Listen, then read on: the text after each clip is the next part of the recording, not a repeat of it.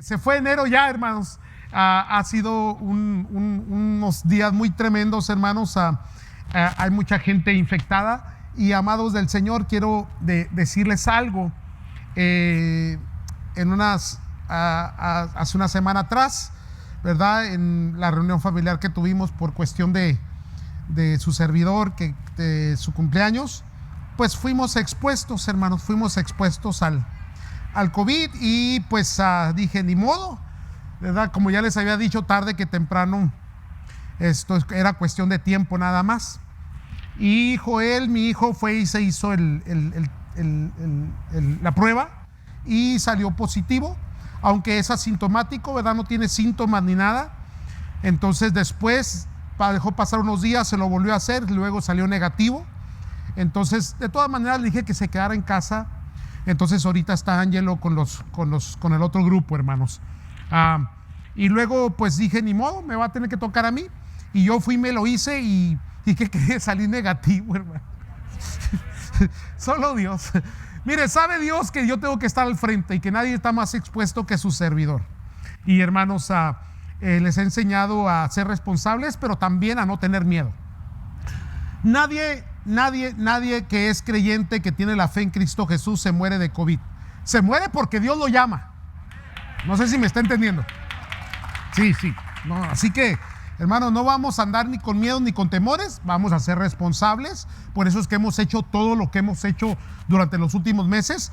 Pero a manera de testimonio quiero decirles que no sé si Dios ya me vacunó. No sé, ¿verdad? ¿Qué pasó? Pero ni hemos sentido síntomas.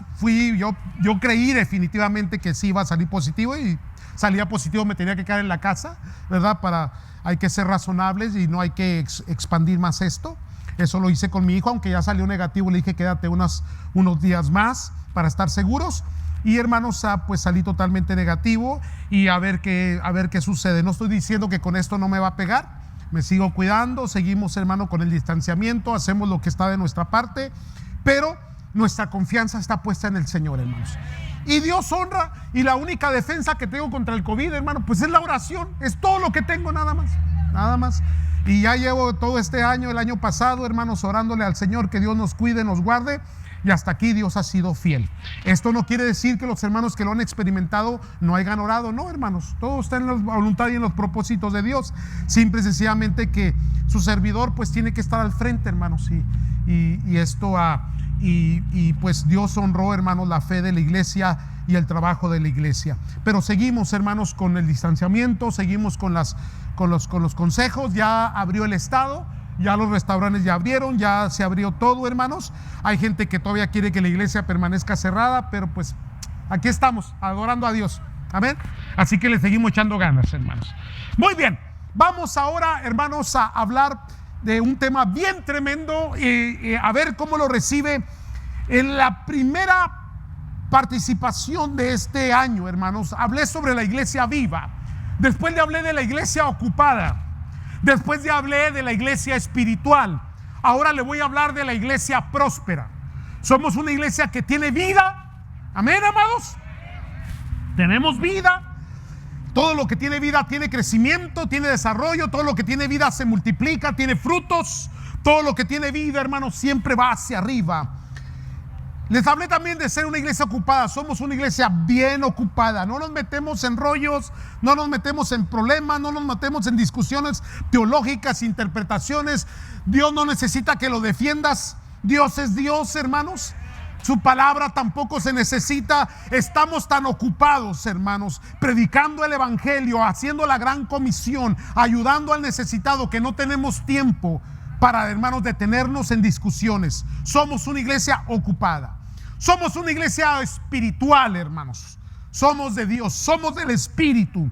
Caminamos en el Espíritu, hermanos. Y ahora les vamos a hablar sobre una iglesia próspera.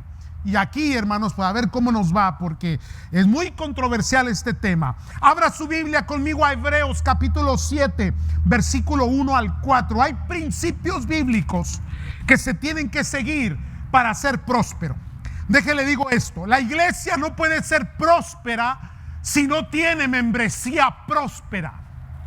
La iglesia no puede tener recursos para hacer la obra del Señor si la membresía de la iglesia es una membresía sin recursos? Entonces, hermanos, necesito de parte de Dios que Dios bendiga a su pueblo, porque el pueblo, amando a Dios y sirviendo al Señor, sustenta, provee, bendice, da para que la obra de Dios siga adelante. Ahora, Hebreos, hermanos, que a mí me encanta Hebreos porque conecta el Antiguo Testamento con el Nuevo Testamento y habla precisamente, hermanos, de interpretación correcta sobre la ley y sobre la gracia, cómo se debe de interpretar. Ahora bien, llega el momento en que también habla sobre el diezmo. Vamos a ver qué dice aquí la palabra de Dios, Hebreos 7, 1 al 4. Porque este Melquisedec, rey de Salem, sacerdote del Dios Altísimo, que salió a recibir a Abraham, que volvía de la derrota de los reyes, y le bendijo, a quien asimismo dio a Abraham los diezmos de todo, cuyo nombre significa primeramente Rey de Justicia y también Rey de Salem, esto es, Rey de Paz. Me detengo aquí un momento antes de entrar en el 3. ¿A quién aparenta o a quién vivifica o a quién enseña Hebreos cuando menciona a Melquisedec? A Cristo. Cristo es revelado en el sacerdocio de Melquisedec, versículo 3. Sin padre, sin madre, sin genealogía, que ni tiene principio de días ni fin de vida, porque el Cristo que servimos es eterno. Ya era eterno. ¿Me están siguiendo, santos? Vamos adelante.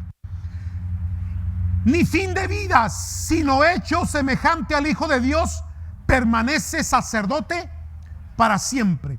Cristo es el sumo sacerdote de nuestras almas, hermanos. Versículo 4. Considerad pues cuán grande era este, a quien aún Abraham, el patriarca, dio diezmos del botín. Y quiero que capte bien esto que le voy a decir. Pero antes de entrar, antes de entrar en el texto, en la escritura y en la explicación, déjeme explicarle por qué yo sí tengo un respaldo moral para hablar del tema. Hablar sobre este tema es muy difícil, hermano. Más entre los latinoamericanos, porque el latinoamericano siempre ha sido saqueado, robado. La cultura latinoamericana se mueve bajo mucha tranza, bajo muchas dificultades. Y la iglesia no ha sido excepción.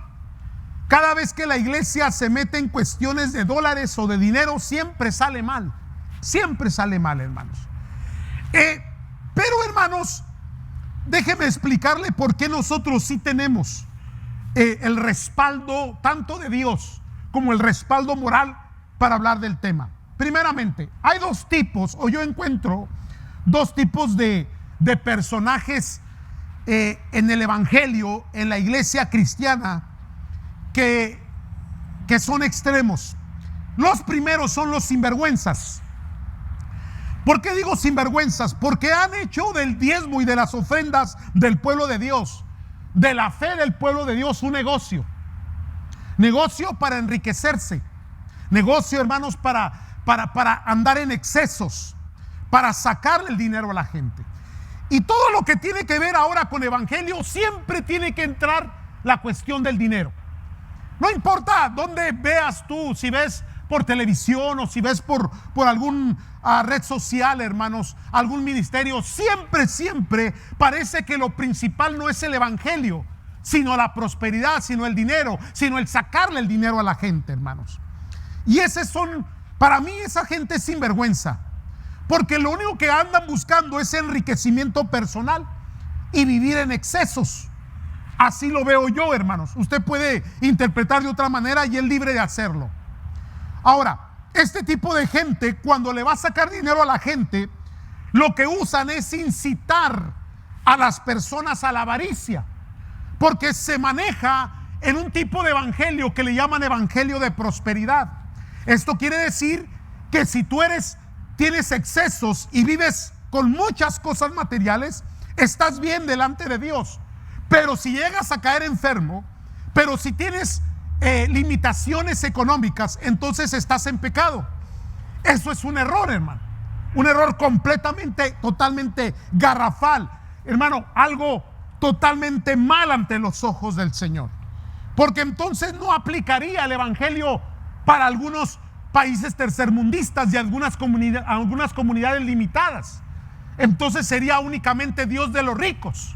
Hermanos, tenga cuidado con eso. Ahora, esos son los que hay, no vamos a hablar mucho de ellos. Simple y sencillamente para mí son los sinvergüenzas y van a dar razón delante del Señor cuando llegue el día del juicio, hermanos. Así de simple. Los diezmos y las ofrendas son sagradas y no se las dio Abraham a una persona, se les dio al sumo sacerdote antes de la ley. Y ahora nuestro sumo sacerdote es Cristo. Cuando usted da algo, lo da por Cristo, para Cristo, por su propósito, por su gran comisión, por lo que Dios ha hecho en su vida. El otro tipo de personajes, hermano, que yo encuentro es el que no tiene el carácter moral sobre el tema. Los primeros son sinvergüenzas. O sea, definitivamente ahí se concentra todo su mensaje y toda su fe. Tenemos otros que son más honestos, hermanos, pero que no tienen el carácter moral para hablar del tema, simple y sencillamente porque no hacen uso del alfolí. Más, hermanos, en nuestro movimiento precioso de las asambleas de Dios se acostumbra mucho más en los países latinoamericanos, donde todo el diezmo va a la bolsa del pastor o le pertenece al pastor, haciendo uso del tema, hermano, que se encuentra bajo la ley, que a los levitas se les dijo, hermano, a los servidores del templo se les dijo que no tomaran posesión de ninguna tierra, que Dios sería su porción, pero el pueblo sustentaba al pueblo servidor por medio del diezmo. Entonces de ahí se tomó. Ahora bien, el pueblo que servía, hermanos, en aquel tiempo era un pueblo muy vasto. Entonces de ahí se hizo uso de el alfolí.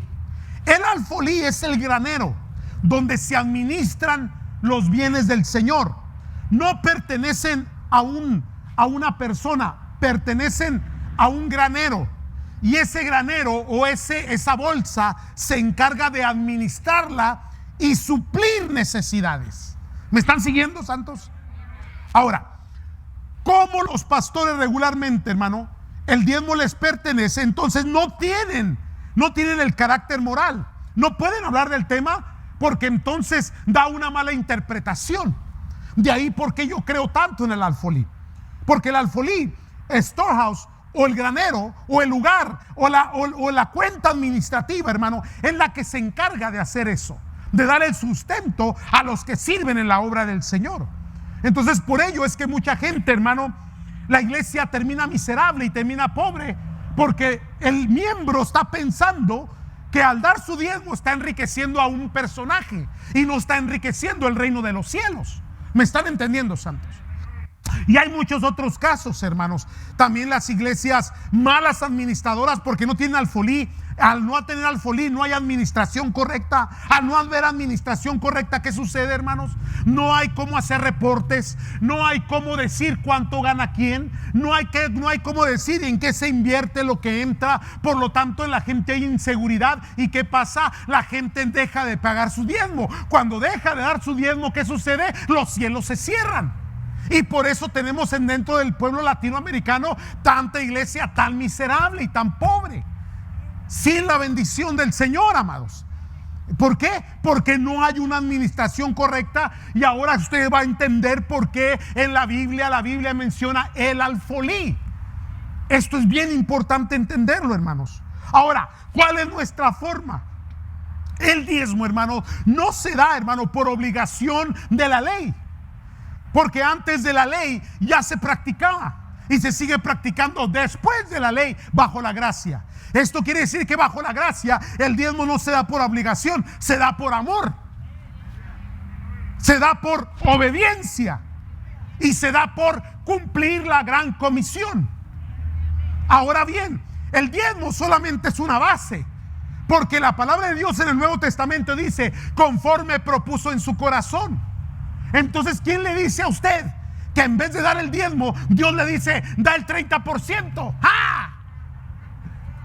No, es que eso no es de Dios. Borra, limpia.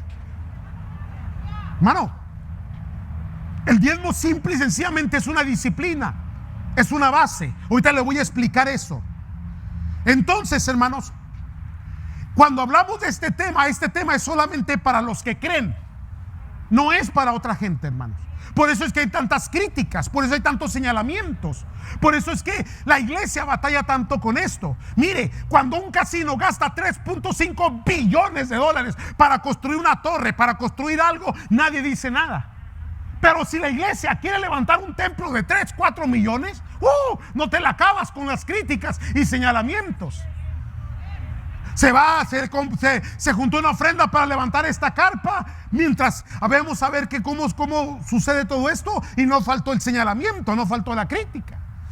¿Por qué? Porque cuando se habla de cualquier otra cosa está bien, pero cuando se habla de dinero, cuidado, hermano.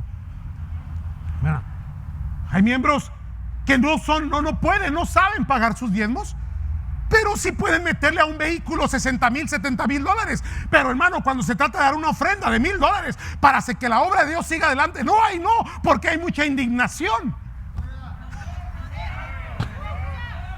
En serio, hermano, hay gente que se gasta, hermano, millonadas en tantas cosas inútiles, y al reino de los cielos, hermano, se le dan las miserias, las obras, las coras, porque hay indignación, porque el diablo les ha metido esa idea. Hermano, la obra de Dios debería ser prioridad. Por eso hay primicias, por eso hay diezmo, por eso hay ofrenda. Y la iglesia es próspera porque aquí les hemos enseñado, hermano, que esto se hace por amor a la obra. Cuando vamos a bautizar a alguien, se les enseña la doctrina, la teología, se les enseña por qué se bautiza, pero llega el momento en que se les enseña lo que es ser miembro de la iglesia y lo que es la responsabilidad. Y se les enseña a los servidores que tienen que ser fieles si quieren participar. ¿Por qué, hermano? Porque así es la obra del Señor.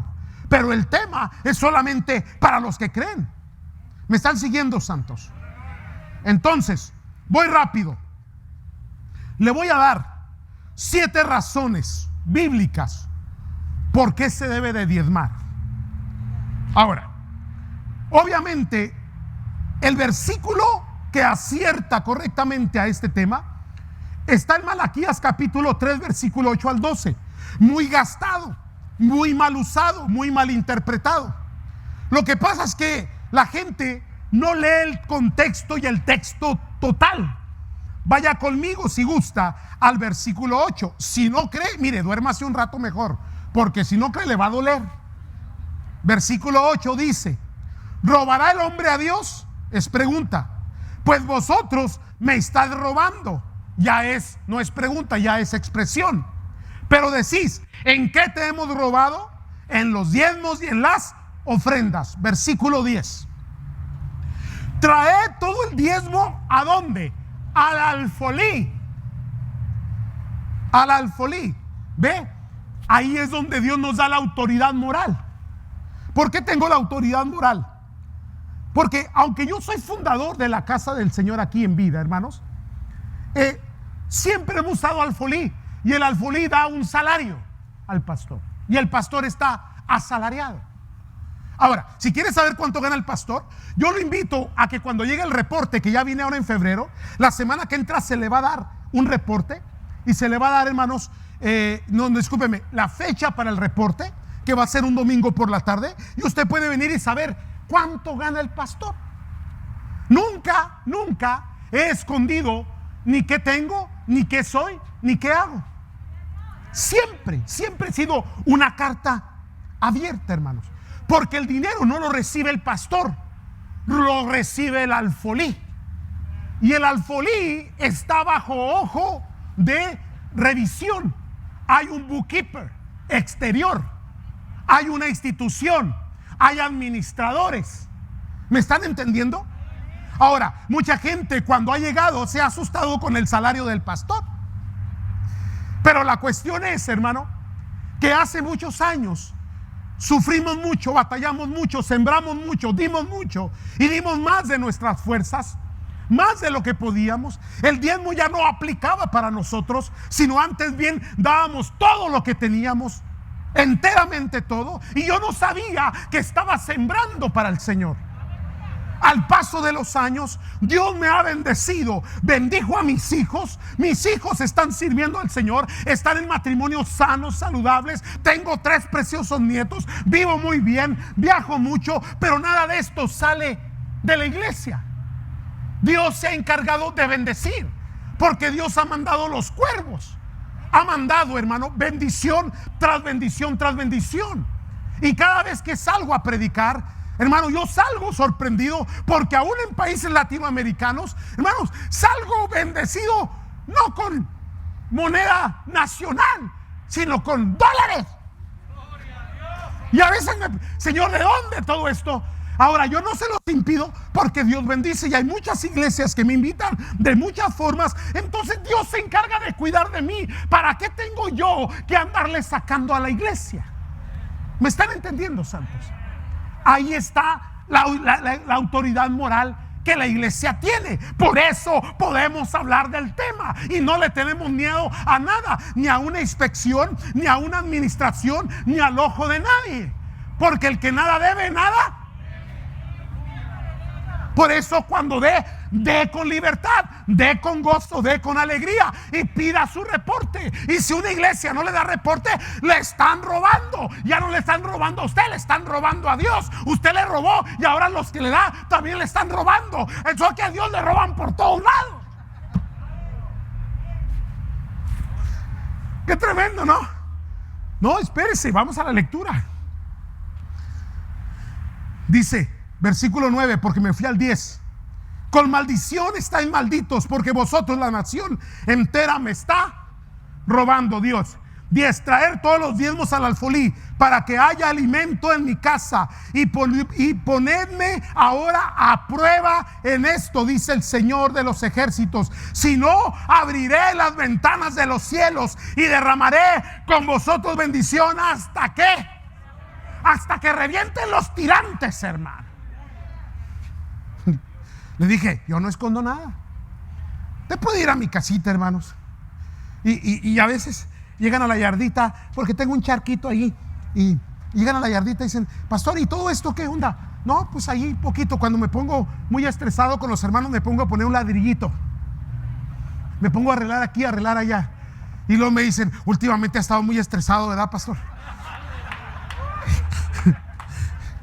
Nunca he escondido nada, hermano, ni que tengo. Ahora, tampoco el pastor tiene. Yo siempre les he dicho, hermanos, si los secuestran, se mueren de hambre los secuestradores, porque no tienen que caerse muertos. ¿En serio? Lo único que tengo es mi salario de ustedes y el plan de retiro. Ahorro no tengo nada, porque todo lo que tengo, todo lo que me cae, termino dándolo, soltándolo. Y Dios se encarga de que cuando doy, Él bendice más y más y más. Y a Dios no le ganas en dar. Practícalo, verás. Cárale. Dice el versículo 11: por vosotros reprenderá al devorador, para que no os destruya los frutos del suelo, ni vuestra vida en el campo será estéril, dice el Señor de los ejércitos. Y todas las naciones os llamarán bienaventurados, porque seréis una tierra de delicias, dice el Señor de los ejércitos. Tierra de bendición, hermanos. 7 razones por qué practicar traer los diezmos al alfolí. Al alfolí dije, Número 1, porque le pertenecen a Dios. Porque le pertenecen a Dios. No son tuyos, son de Dios. Pero vuelvo a repetir, esto es para el que cree. Solo para el que cree. Le pertenecen a Dios, son de Dios, hermanos. Número 2, traer el diezmo al alfolí le da honra a Dios. Eso enseña tu sumisión y tu obediencia. Déjame te digo algo. Tú no puedes administrar lo que no ves cuando no has podido administrar lo que sí ves. Si no puedes ser fiel en algo tan simple y tan sencillo como tu economía, ¿cómo vas a ser fiel con cosas que ni siquiera puedes ver, con cosas espirituales? Imposible. Entonces, hay que honrar a Dios. Una de las cosas que yo he encontrado es que todo aquel que honra a Dios será honrado por Dios, hermano. Es honrado por Dios. Y a través de los años, porque la iglesia Ya vamos para los 28 años, hermanos. Gracias a Dios. Desde su fundación. Le estoy hablando desde el cero, desde nada. Desde la nada, nada. 28 años, hermanos. Y amados del Señor, a todos los que le he enseñado yo a pagar sus diezmos, que han nacido conmigo en el Señor, que han servido al Señor, usted los ve hoy bendecidos, prósperos, multiplicados, con bienestar, con prosperidad, porque Dios no se equivoca en su palabra. Honras a Dios con las primicias, honras a Dios con tus diezmos, con sus ofrendas, Dios te va a honrar a ti. Número 3, el diezmo es la única escritura que vas a encontrar donde dice esto, para probar a Dios. En el capítulo 4 de Mateo nos enseña claramente donde dice la palabra en la boca de nuestro Señor Jesucristo, en los labios de nuestro Señor Jesucristo: no tentarás al Señor tu Dios. Y aquí Dios te está diciendo: pruébame. Y yo siempre les digo a todos: pruébalo. Si no sirve, déjalo. Dios no necesita de nadie. Quiero que entienda eso, hermano. Una de las cosas que también tenemos en la iglesia en cuanto a la autoridad, la investidura, el respaldo de Dios, es que nunca hemos dependido de nadie, ni de nada. Nadie puede comprar ni al liderazgo, ni al pastor, ni a los diáconos, ni a nadie con una ofrenda o con un diezmo o porque tiene excesos. No. Olvídese de eso, hermano. Olvídese. Nunca va a recibir privilegios porque su diezmo es más alto que el de otro. Nunca. Porque aquí la viuda, porque aquí aquellas personas que son de escasos recursos pero dan con gozo y con alegría, llevan los mismos privilegios de aquellos que dan ofrendas gigantescas, enormes. Eso es otro error. Y por eso mucha gente domina y controla, y hay caciques en las iglesias porque tienen el control, porque son los que dan. Gracias a Dios, el no depender de nadie, dependemos de Dios. Y yo he aprendido a través de todos estos años a depender de Dios. Dios es el que se encarga, Dios es el que multiplica, Dios es el que aparece milagrosamente, hermano. Y he estado en situaciones apretadas, difíciles, pero una cosa le digo: se cumplió la palabra. No he visto justo desamparado, ni su simiente que mendigue pan, hermano. El agua ha llegado al cuello, pero nunca nos ha ahogado, y siempre hemos salido adelante, amados. Por lo tanto, como no le debes nada a nadie, va. Libertad, eso se llama libertad. Ahora, ¿a quién le debo? Al Dios que está en los cielos. A ese sí le debo todo. Así que cuando me dice que Dios se lo pague, no, ¿cómo que Dios se lo pague? Si todavía le estoy pagando. ¿Siguen aquí? Para probar a Dios, prueba a Dios. Porque Dios dice: pruébame, a ver si no abro las ventanas de los cielos y derramo bendición hasta que ¿qué?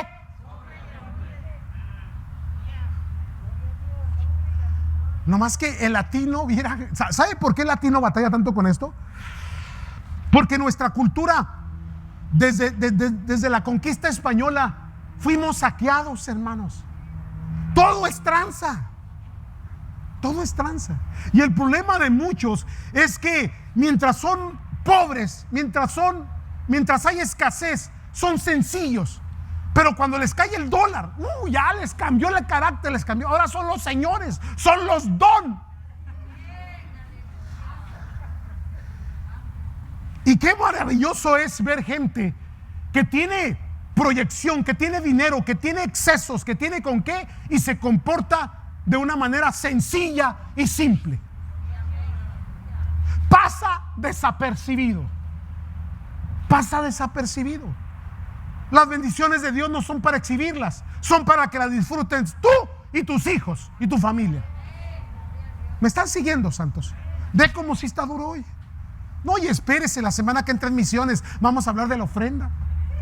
Ya, para que ya no vuelva. Para probar a Dios. Número 4, para que haya alimento en casa. Mire, hay gente que es bien espléndida en otros lugares, pero en su casa ¿Aló? Hay varones que son bien amables con la vecina y bien ásperos con la esposa. ¿Verdad que sí? Hay mujeres que son bien coquetonas allá afuera, pero adentro con el esposo. ¿Me están entendiendo? No me están entendiendo, ¿verdad? Bueno, ahí les va. En la iglesia es exactamente lo mismo. Bien dadivosos en todos lugares, pero su casa, ¿dónde comes? ¿Dónde te alimentas? ¿Dónde se te provee para tus hijos? ¿En dónde se trabaja? ¿En dónde se administra? ¿En dónde se cuida? ¿Saben? Una de las cosas que yo no tolero, lo hago porque Dios me llama a amar y porque Dios me llama a ser de bendición a todos. Pero hay algo que no me gusta, hermanos, y lo tengo que hacer porque Dios me dice que lo tengo que hacer. Pero hay gente que está en otros lugares, en iglesias, por ahí haciéndole a loco en algún lugar. Y el día que cae una necesidad no van a su iglesia, no van con sus pastores. Primeramente porque pasan desapercibidos, porque nadie les hace caso. Y luego vienen para acá, para que acá se les ministre, se les ayude, se les bendiga, se les aconseje, se les ayude con su matrimonio, con su funeral, con esto, con aquí, con allá, con la quinceañera, con aquí, con... Porque nos ven como personas de segundo plato. Ahora, yo no niego nada, porque Dios me enseñó a servir aún a los que no servimos. Es por ello que al miembro, al que es fiel a la casa de Dios, se le cuida, se le bendice, se le ayuda, se le atiende. Y cuando tienen alguna necesidad, hermano, llegan y me preguntan: pastor, ¿cuánto nos va a cobrar? Hermano, por favor, no, es que esta casa es suya. Usted la cuidó, usted la sustentó.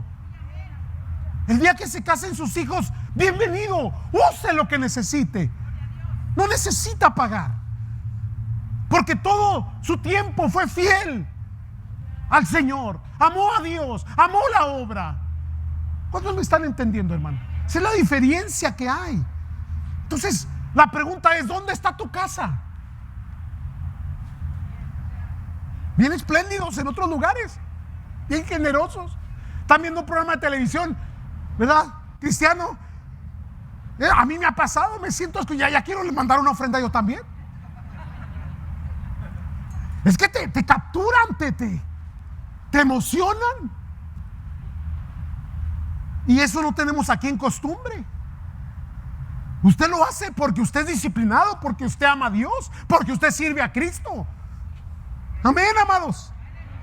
Para que haya alimento en la casa. Entonces el alfolí provee el alimento, provee los salarios de aquellos que sirven y provee para las necesidades. Por eso es que aquí en la iglesia, cuando se necesita algo, se compra de lo mejor, lo más que se puede hacer. ¿Por qué, hermano? Porque en la casa de Dios no se debe delimitar. Tampoco debe estar fea, ni sucia, ni manchada, ni goteándose, ni tampoco debe estar mugrosa, porque es la casa de Dios. Ya me enojé ahora.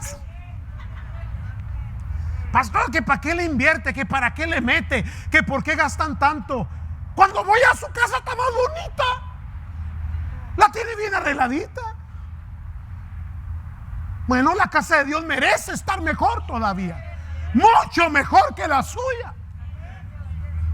Porque es la casa del Altísimo, porque es donde la presencia de Dios baja, porque es donde Dios se manifiesta, es donde Dios sana. Ahora entiende a Salomón por qué Salomón le metió tanto, por qué Salomón invirtió tanto, por qué Salomón se gastó tanto en el templo. Porque para él era la casa de Dios. David la quiso hacer y Dios le dijo a David: David, no vas a poder hacerla porque has derramado mucha sangre, pero el que salga de tus lomos, tu hijo, él la va a hacer. ¿Cuántos me están entendiendo, santos? Haya alimento en la casa. Número 5, y esta está buenísima: para reprender al devorador. Hermanos, hay cosas que yo no puedo detener y que Dios las detiene por mí. Hay esta pandemia, hermano. Dígame si no viene del devorador. Se devoró muchas iglesias, las mató, las cerró, muchos ministerios, hermanos. Y a nosotros nos fue favorable. Le voy a dar el número. El año que acaba de terminar, hermanos, le digo, la semana que entra viene el reporte. Hermanos, le pegamos casi a los 50,000 hacia afuera, solo a misiones, solo a misiones, cuando regularmente eran 30, 35. Ahora, ¿por qué? ¿Por qué en tiempos cuando se supone que no hay, es cuando la iglesia da más? Porque Dios reprendió al devorador por nosotros. Y Dios cuidó empleos y lo cuidó a usted y lo bendijo y lo prosperó y no le faltó nada. El devorador llega de muchas formas. Llega en enfermedad, llega en problemas con los hijos, llega en problemas con el trabajo. Hay gente que tiene mucha riqueza, pero vive una vida bien miserable, tan atados a la depresión, a la tristeza, a la agonía. Hay gente, hermano, que no disfruta lo que tiene. Hay gente que tiene mucho y viven totalmente miserables, son pobres. Hay gente que tiene poco y lo disfruta a grandeza. ¿No se ha dado cuenta de eso? Porque no se trata de cuánto tienes en el banco, se trata de cuánto puedes disfrutar tu momento, tu vida, tu familia, tus hijos. Es que es Toyota, hermano, viera que ese Toyotita lo lleva y lo trae bien.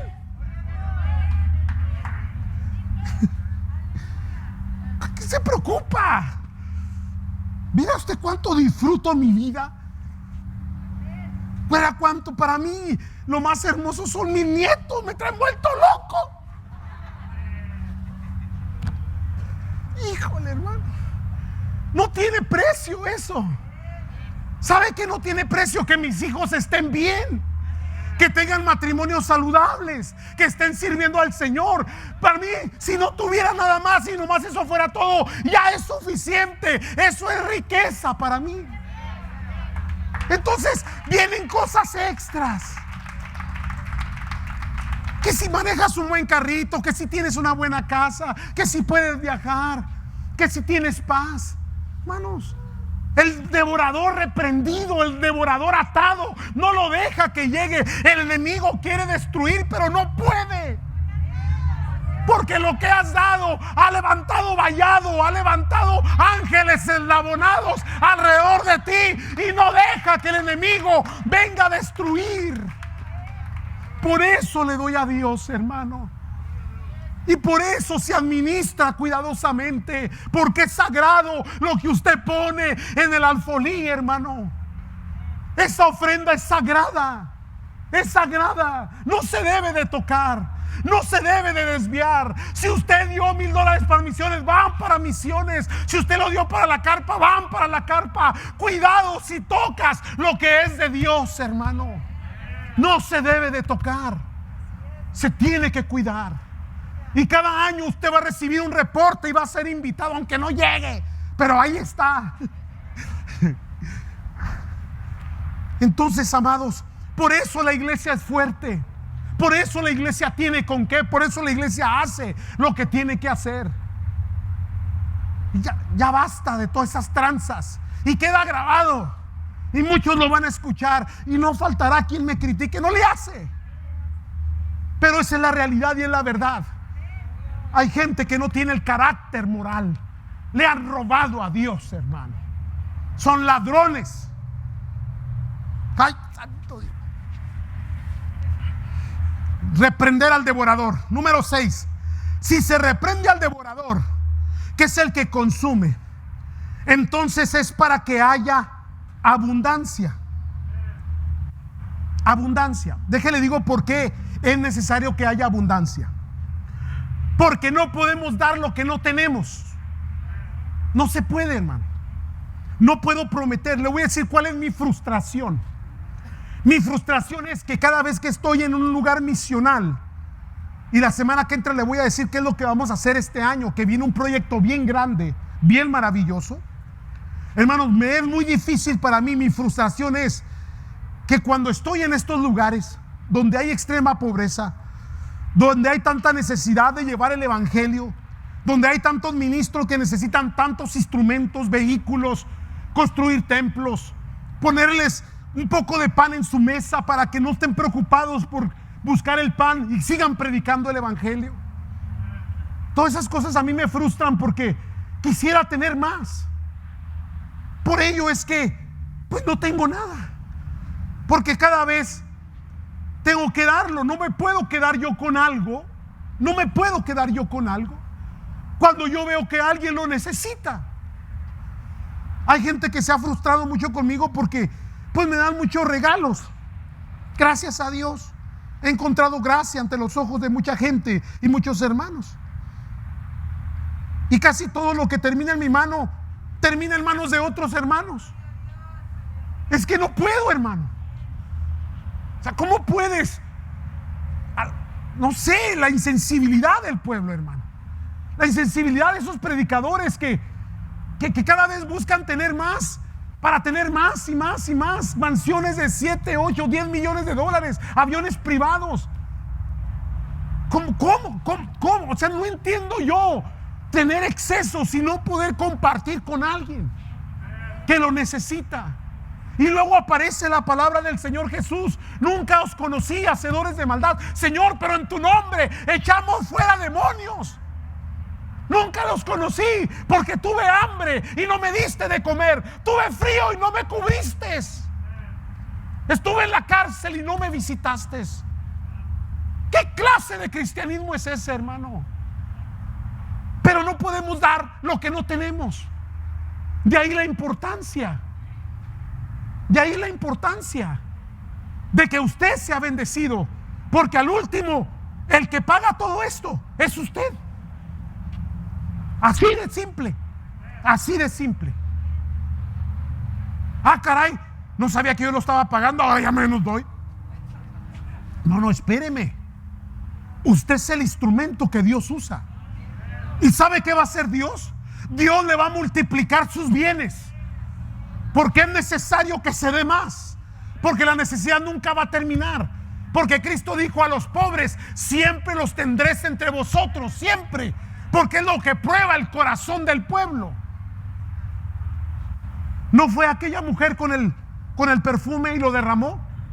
Y dijo aquel otro Judas: ¿por qué no se vendió si le hubiera dado de comer a los pobres? No, porque no se trata de eso. Se trata de cuando lo das para glorificar a Dios. Vas a los pies de Cristo Jesús, rompes aquel frasco de alabastro y lo derramas a los pies del Señor en alabanza, en adoración, y enjugas sus pies con tus lágrimas y con tus cabellos. Y esa ofrenda termina ayudando al necesitado. Ahora entienden, hermanos, ¿para qué? ¿Para qué? Para que tengas abundancia. No es para que te lo gastes, no es para que vivas en excesos. Es para que cuando Dios te lo pida, lo sepas dar. Hay gente que extiende su mano con el puño cerrado. Está bien, no lo abras. Nadie va a tomar de ese puño cerrado, pero tampoco nada te va a ser puesto en la mano, porque el puño está cerrado.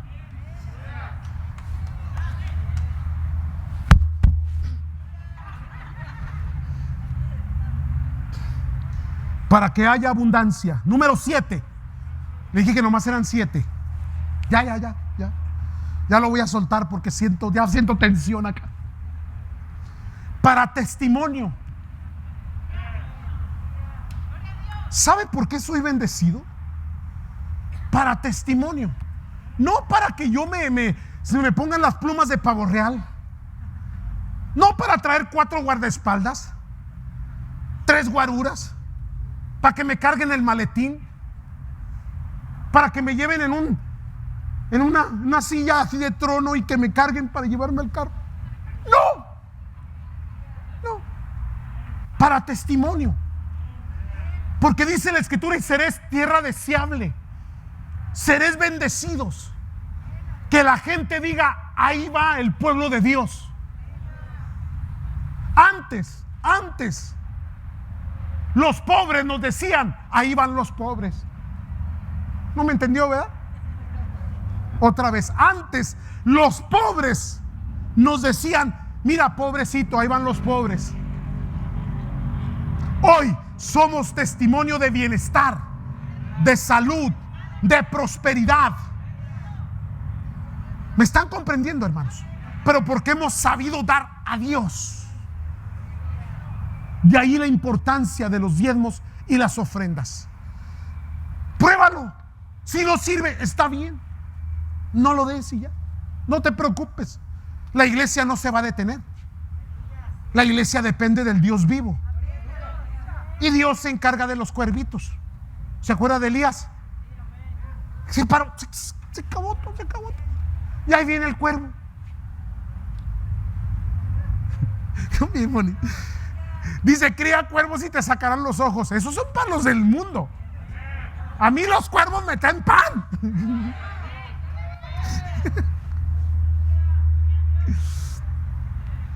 Entonces seréis tierra deseable y seréis bendecidos y seréis prósperos, les va a ir bien. Y entonces van a decir: mira, esos son los hijos de Dios. Ellos tienen el Dios vivo, el Dios poderoso.